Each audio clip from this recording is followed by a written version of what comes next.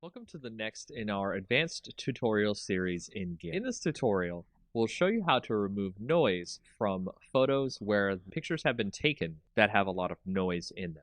And here you'll see we have started with a picture that has a bunch of noise in it, and we're going to remove the noise, and we can do this in many different ways, including going to the filter option, blur, we can do a regular blur, or we can do a Gaussian blur.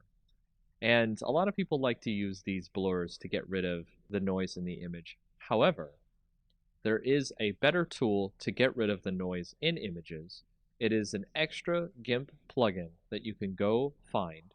Once you download that and put it into your GIMP program, you'll see it under your Enhance Filter options, and it's called Wavelet Denoise. And Wavelet Denoise will allow you to bring up this dialog box that produces a better algorithm to remove the noise from your images. And when you go into it, you can see a preview of the image and the noise that will get reduced. So you can move around and find where most of the noise is coming from. And then you can go down to the thresholds and you can turn up the amount of noise being removed from the image. And you can decide whether or not you want to have more or less detail left in the image.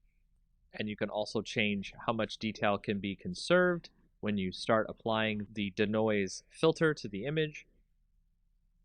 And then you hit OK, and you can see that it has reduced a lot of the noise in the image, and you can tweak this as you like. And there are many other different ways you can do this, but this is probably one of the best ways to remove noise from an image to make it look a little bit better to your clients or to any projects you might have in the future. And that is a quick way of how to remove extra kinds of film grain or noise in your images in GIMP.